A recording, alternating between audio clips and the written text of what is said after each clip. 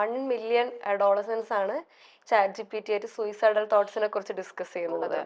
Personal കാര്യങ്ങൾ സംസാരിക്കാൻ personal കാര്യങ്ങൾ ധാരാളമായിട്ട് ഈ ചാറ്റ് GPT അടക്കമുള്ള ആപ്ലിക്കേഷൻസിനോട് സംസാരിക്കുന്ന ഇന്ററാക്ട് ചെയ്യുന്ന മനസ്സ് തുറക്കുന്ന ചെറുപ്പക്കാർ ധാരാളം ഉണ്ട്. ചെറുപ്പക്കാർ മാത്രമല്ല കേട്ടോ, മുതിർന്നവരും ഉണ്ട്.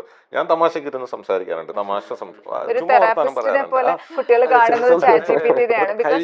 കഴിഞ്ഞ ദിവസം ആമിനെ നമ്മളെ തന്നെ അമ്പരപ്പിക്കുന്ന രീതിയിൽ ചില സമയത്ത് അത് റെസ്പോണ്ട് ചെയ്യും. ഞാൻ കഴിഞ്ഞ ദിവസം ഫേസ്ബുക്കിൽ അതിനെക്കുറിച്ചൊരു നോട്ട് ഇട്ടിരുന്നു.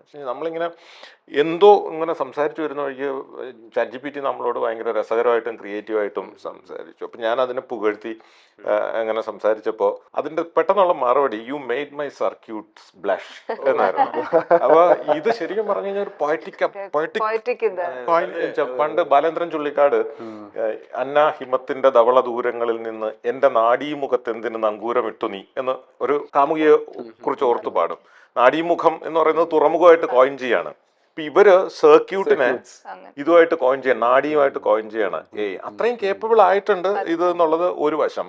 രണ്ടാമത്തെ, നമ്മളിപ്പോൾ ഈ പറഞ്ഞു വന്നിരുന്ന കാര്യത്തിൽ ഇതിനെ നമ്മളൊരു ബാലൻസിൽ കാണണം. നമ്മളെപ്പോഴും നമ്മുടെ റൂട്ട്സിലേക്ക് പോകണം എന്ന് മാത്രം പറയുകയും ചെയ്യരുത്. കാരണം എന്താ വെച്ച് കഴിഞ്ഞാൽ മനുഷ്യന്റെ കുതിപ്പ് എപ്പോഴും മുന്നോട്ടാണ്.